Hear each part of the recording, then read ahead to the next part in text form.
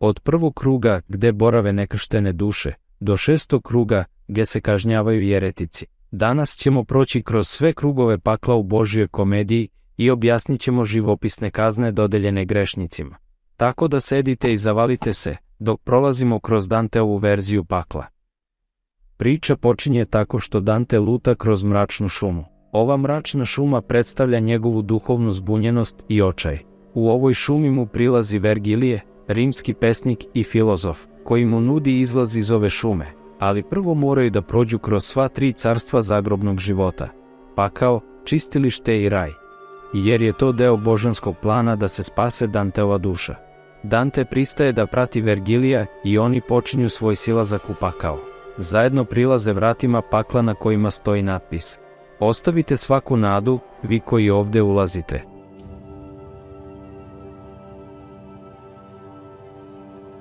Limbo je mesto gde se kažnjavaju nekrštene duše i nevernici. Prikazan je kao zelena i cvetna livada, okružena visokim zidovima i kapijama. Livada je mesto prirodne lepote, ali je bez sunca, mesto gde prevladava tuga i očaj. Duše u limbu su u stanju trajne čežnje, znajući da nikada neće videti Boga.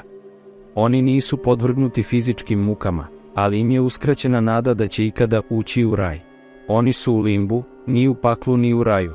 Duše u koje završe u limbu su uglavnom mnogi veliki mislioci, pesnici i filozofi iz antike, kao što su Homer, Platon i Aristotel.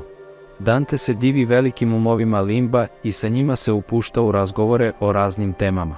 Uprkos lepoti livade, nedostatak nade i osjećaj trajne odvojenosti od Boga čine je ukletim i pustim mestom. Drugi nivo pakla je prikazan kao ogromna pustoš koju karakterišu jaki i burni vetrovi koji neprestano teraju i muče duše požudnih. Vetrovi ovog nivoa su toliko jaki da nikada ne prestaju, stvarajući stalan nemir. Vetrovi nose sa sobom prašinu i krhotine, što otežava vidljivost i disanje. Duše požudnih su na milost i nemilost ovim vetrovima, koji ih razbacuju, teraju ih sa strane na stranu i sprečavaju ih da ikada nađu odmor. Dok putuju kroz drugi nivo, Dante i Vergilije se susreću sa dušom Franceske da Rimini, koja im priča tragičnu priču o tome kako su ona i njen ljubavnik Paolo osuđeni na pakao zbog svoje afere. Treći nivo je mesto gde se kažnjavaju duše proždrljivih. Zastrašujući pejzaž ovog nivoa obavijen je tamom i hladnoćom. Stalna kiša, trule bljuzgavice i grada stvara zastrašujući zvuk koji odzvanja kroz neplodnu pustoš. Duše proždrljivih su prikazane kako leže u bljuzgavi, a tela su im izobličena i odvratna od prekomerne potrošnje.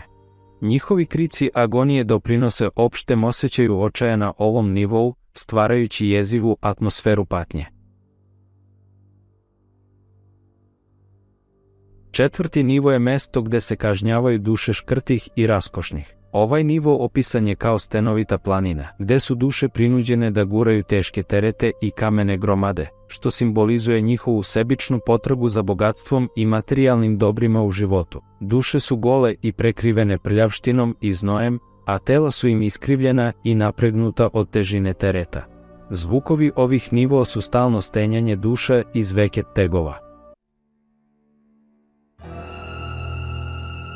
Peti krug Danteovog pakla je mesto gde se kažnjavaju gnevni i mrzovoljni. Krug je opisan kao mračna i mutna močvara, kroz koju protiče reka Styx.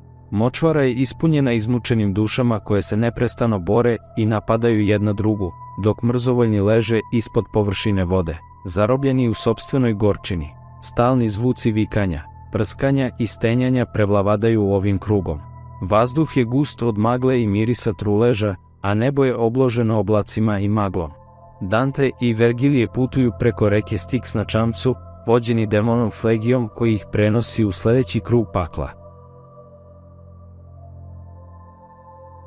Šesti krug je grad Dis, grad ograđen zidinama u paklu rezervisan za jeretike koji su poricali postojanje Boga i besmrtnost duše.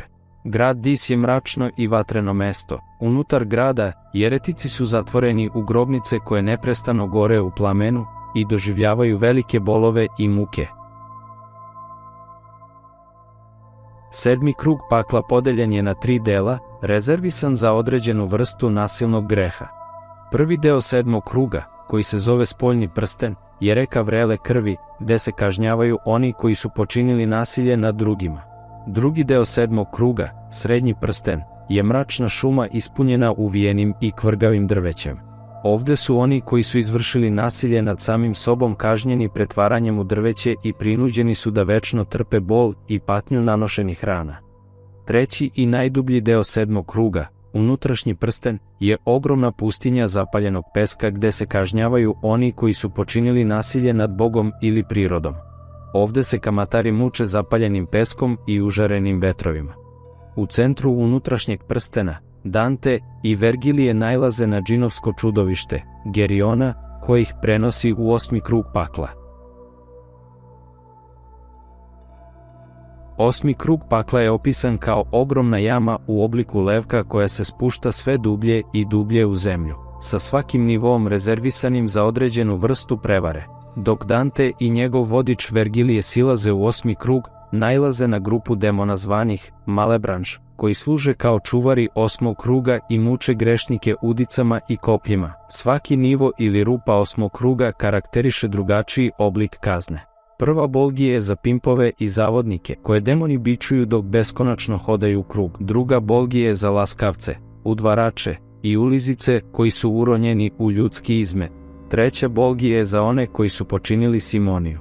Ovde su grešnici sahranjeni naopačke u rupama sa otkrivenim nogama i mučeni plamenom. 9. krug je ogromno zaleđeno jezero zvano Koktus, koje je okruženo visokim zidovima leda. Duše izdajnika su zaleđene u led, neke do grla, dok su druge potpuno popljene. Oni su u stalnom stanju patnje i ne mogu da pomere ni jedan deo svog tela. Hladnoća je toliko intenzivna da se opisuje kao jezero toliko hladno da se srce skuplja. U centru 9. kruga, Dante i njegov vodič Vergilije nailaze na Satanu, koji je prikazan kao troglavo čudovište sa krilima. Satana je zarobljen u ledu, a njegova krila stvaraju hladan vetar koji zaleđuje jezero oko njega. Satana je opisan kao ogroman, sa 6 krila nalik slepog miša koja ga pokreću kroz vazduh, stvarajući vetar koji zamrzava led oko njega. Satanina 3 usta neprestano grizu trojicu najvećih grešnika, Judu koji je izdao Isusa, Brut koji je izdao Julija Cezara i Kasije koji je takođe izdao Julija Cezara. 9. krug pakla predstavlja krajnje dubine ljudske izopačenosti gde se kažnjavaju najgnusniji gresi.